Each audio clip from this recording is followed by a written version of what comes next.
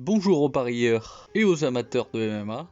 Pour votre bien, je vous conseille de garder en mémoire la Fight Night Fiorot contre Blanchfield, parce que c'est l'exemple parfait de tous les malheurs qui guettent le parieur. Les erreurs tragiques, l'incompétence des arbitres comme des juges, les règles stupides qui permettent à certains de tricher en toute légalité. Bref, vous l'avez compris, la liste des choses qui peuvent mal tourner, elle est sans fin. Alors, j'espère que cet exemple, il vous aidera à vous retenir de mettre trop d'argent et vous permettra de rester dans le loisir sans tomber dans l'addiction. Autre remarque en préambule, j'ai le grand malheur de devoir vous annoncer que les extraits de combat c'est définitivement foutu. Je vais être obligé de mettre uniquement des captures d'écran, des images fixes, parce que je viens de me faire striker une deuxième fois. C'est mon deuxième avertissement, au troisième c'est finito pour moi. Donc bon, à partir de maintenant, vous allez devoir supporter les captures d'écran, les images fixes, plus d'extraits de vidéos à partir de maintenant, malheureusement. Pour ceux qui regardent les vidéos et ne font pas que les écouter, vous aurez remarqué que j'essaye maintenant de surligner ce que les combattants font bien ou mal dans telle ou telle image, pour essayer un peu de pallier le handicap de ne plus avoir de vidéos.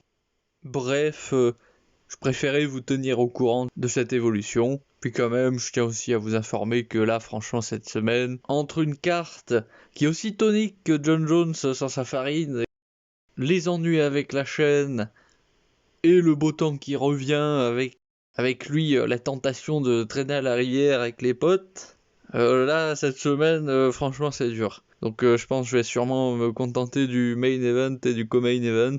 Je me rattraperai sur le prochain UFC numéroté. Mais là, franchement, cette semaine, je sature. Carlston, il fait 1m83 pour 193 cm d'allonge. Il est majoritairement en pied d'appui droitier. Debout, sa seule victoire par KO sur 4 victoires à l'UFC, elle est plus due à l'incompétence de son adversaire qu'à ses qualités de striker. Ça va en choquer certains, mais il a un problème de coordination de ses appuis et il semble avoir peur de prendre un KO, au point il se retrouve souvent en déséquilibre et complètement exposé, alors que son adversaire il n'a pas encore attaqué. Ainsi, lorsque ce dernier attaque vraiment, Carlston il ne peut plus se replacer ou esquiver puisqu'il est déjà en plein mouvement. Tout ça fait que debout, il a un niveau presque amateur, puisque tout ce qu'il fait proprement debout, c'est neutralisé par le fait qu'il n'a pas les bases.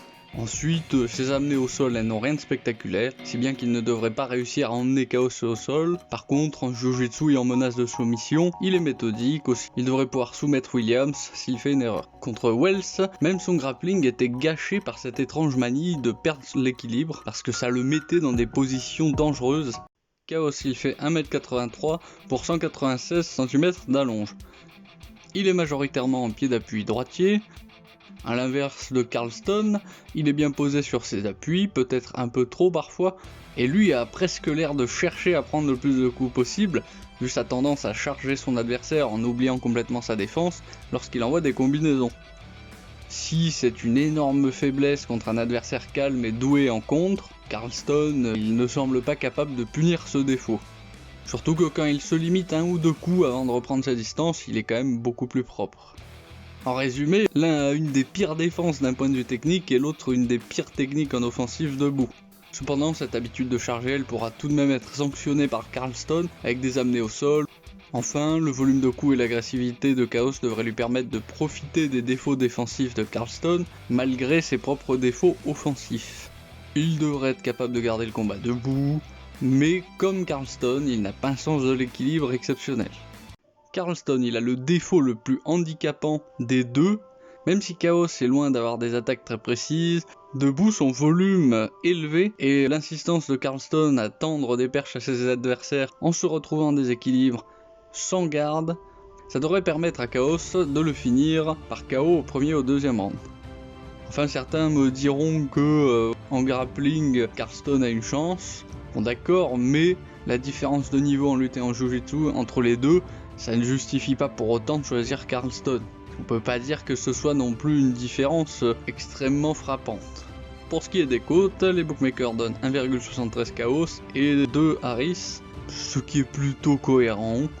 Mais en chipotant, je dirais 1,80 Chaos et 1,90 Carlston, parce que franchement, autant l'un que l'autre, ils n'ont pas un avenir bien prometteur dans l'UFC vu ce qu'ils montrent dans la cage, et c'est difficile d'avoir des certitudes dans ce combat. Et ce sera tout. Comme d'habitude, étant pris en otage par l'algorithme, je suis obligé de vous dire, mettez un pouce bleu, abonnez-vous, activez la cloche des notifications. C'est dans le contrat tacite, hein, ça.